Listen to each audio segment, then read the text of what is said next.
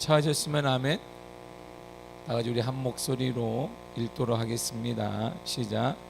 이날에 이스라엘 백성들이 피곤하였으니 이는 사울이 백성에게 맹세시켜 경계하여 이르기를 저녁 곧 내가 내 원수에게 보복하는 때까지 아무 음식물이든지 먹는 사람은 저주를 받을지어다 하였음이라.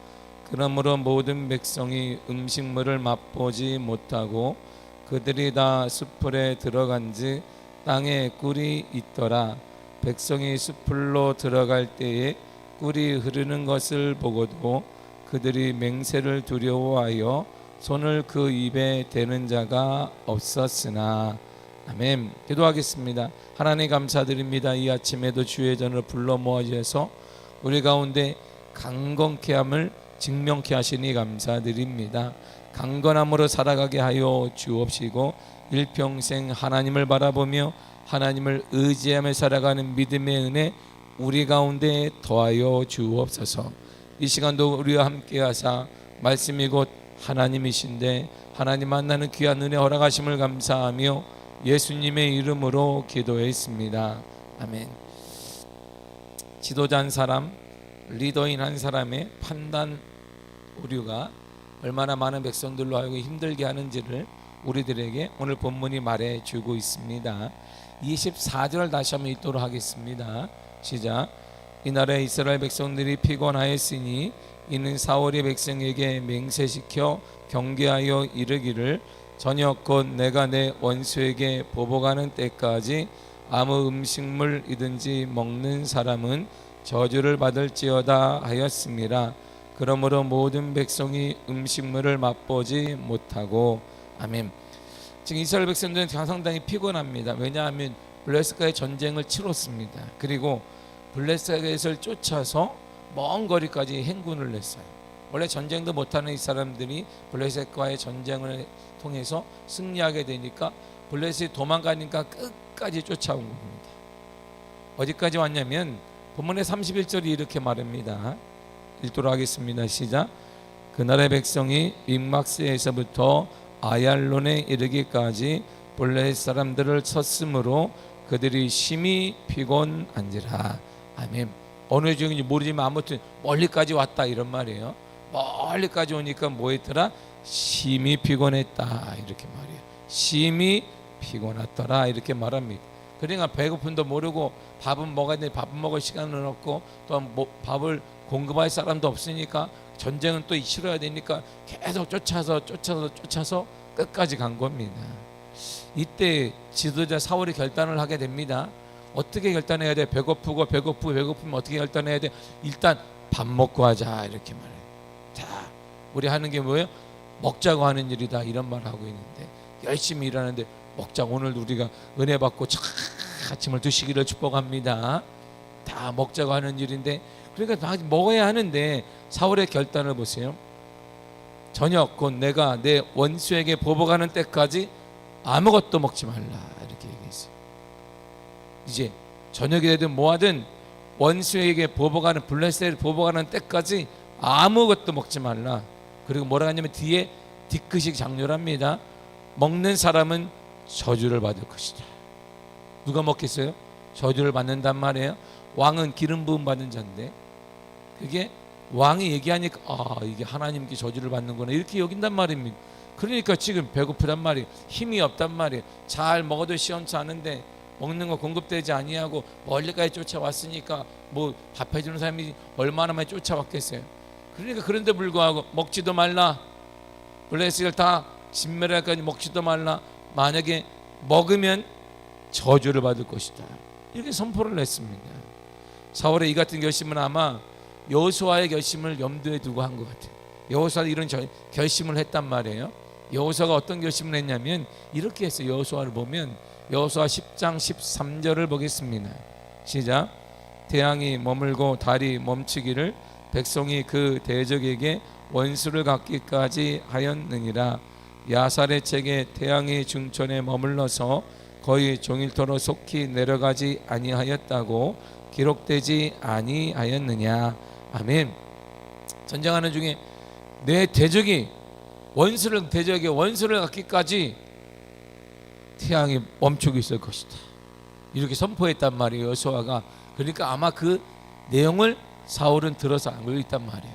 그러니까 아마 비슷하게 여호수아처럼 그렇게 선포를 한 것 같습니다. 사울의 이 맹세는 여호수아의 경우와는 달리 여호와를 위한 진정한 충정과 신앙에서 비롯된 건 아니에요. 여호수아는 확실한 믿음이 있었습니다. 걱정하지 말라.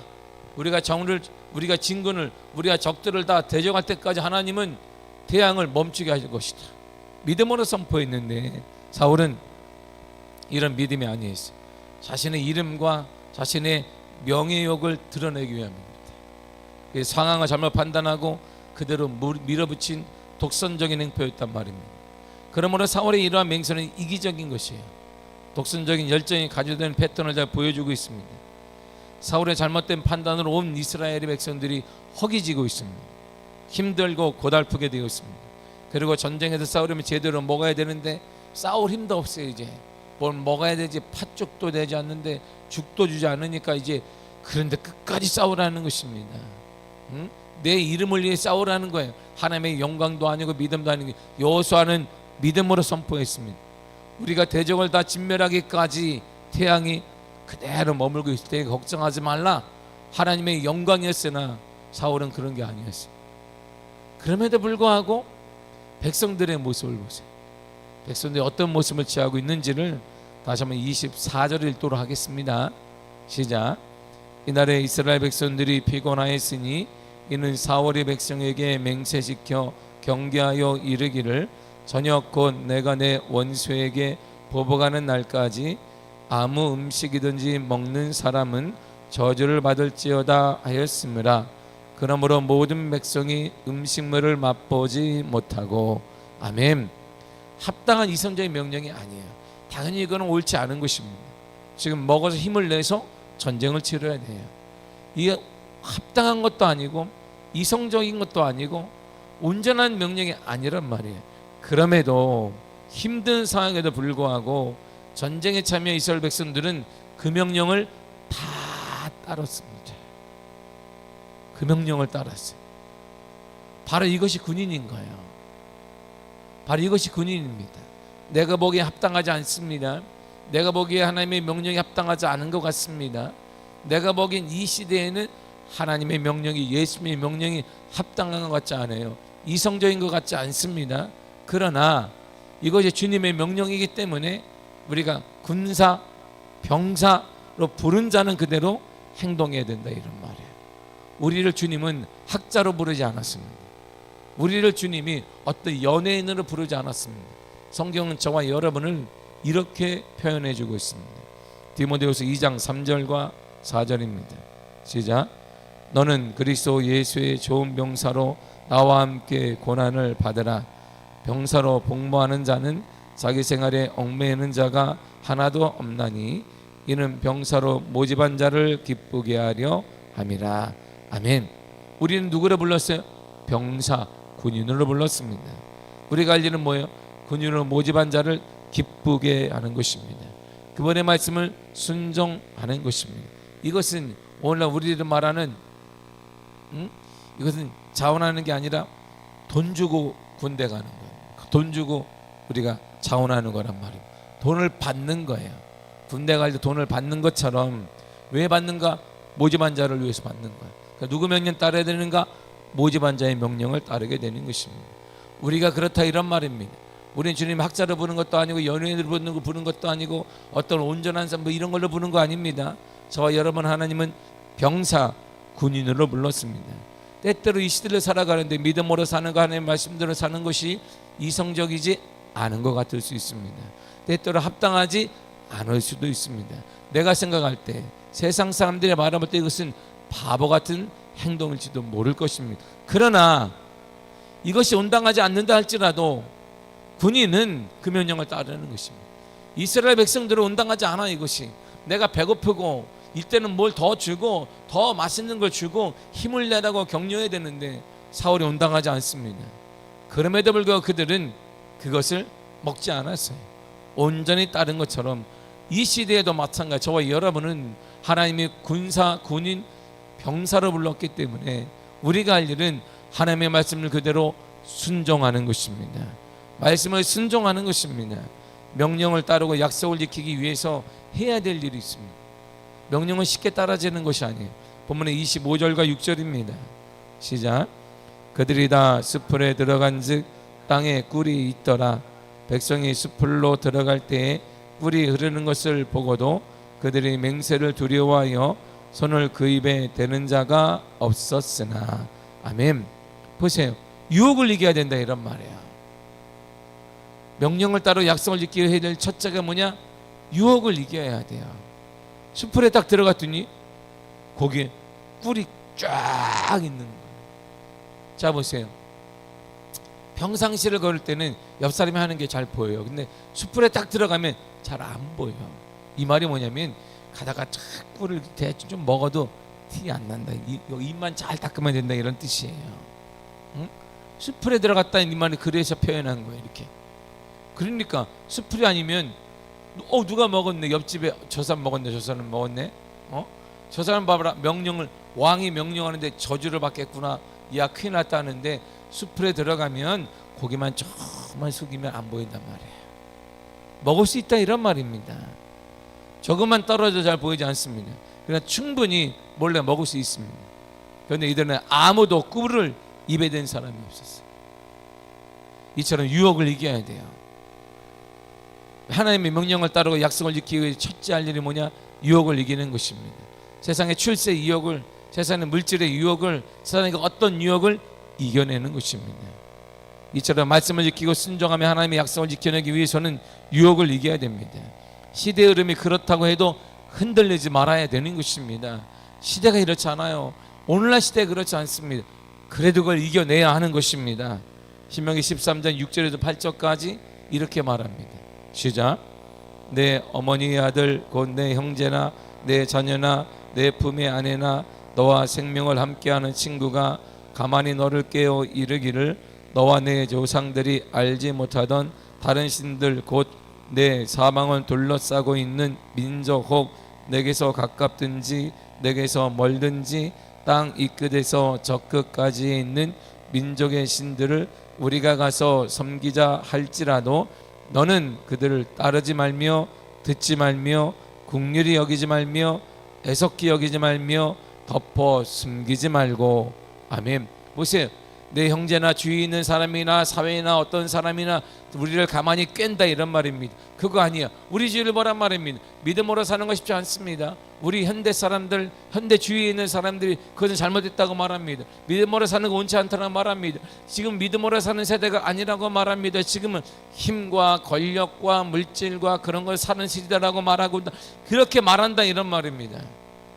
그러나 뭐라 하냐면 따르지 말라, 듣지 말라, 불쌍히 여기지도 말라, 그거를 덮어 두지도 말라 이런 말입니다.